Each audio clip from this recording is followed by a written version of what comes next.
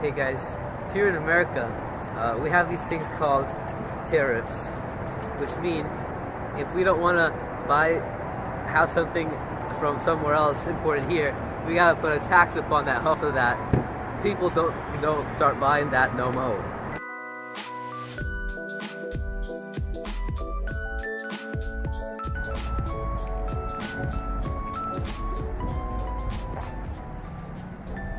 Say America is selling phones for $100, but everywhere else in the world they're selling it for $500. This means that America should start exporting their phones to other countries who will buy America's phones for cheaper. Now, consumer surplus and producer surplus stays the same. When a different country does not want America's phones, but their private-owned companies are buying them, they can put a tax on those American phones. This can hurt either producer surplus or consumer surplus, depending on who's importing and who's exporting and who's receiving it. A tariff can always give government tax revenue. The surplus of consumers and producers gets smaller, and dead weight occurs.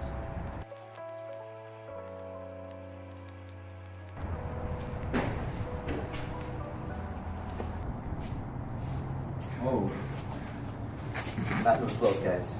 So here's what I'm going to do for you. I'm going to demonstrate what I've just said and summarize it using coins and money. Follow me.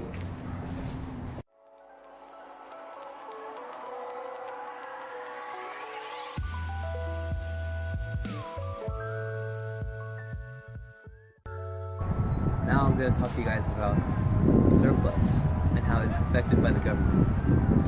Producers and consumers selling items and buying them get a certain surplus from every single purchase, depending if they were willing to pay more than what they actually did. Say I bought a pair of jeans for $20, I was willing to pay $50. That's a surplus of $30. Same thing with producers. If their price that's put on the market is more than what it cost them to make, that's the surplus right there. Imagine an X on the graph. The whole left side is just cut in half, and that's the split between producers and consumers. Now the government comes in and puts a tax on all the surplus that they receive.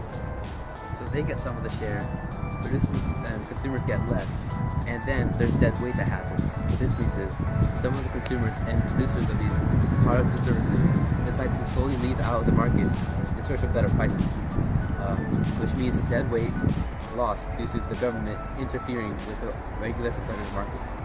There you go. Okay, now I'm gonna snap my fingers. What the heck?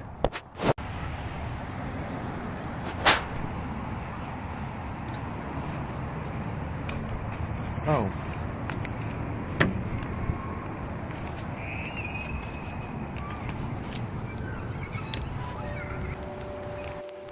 So you start off by drawing a graph and creating these lines. So if this is the price and this is the quantity, then over here is going to be the price equilibrium of $10.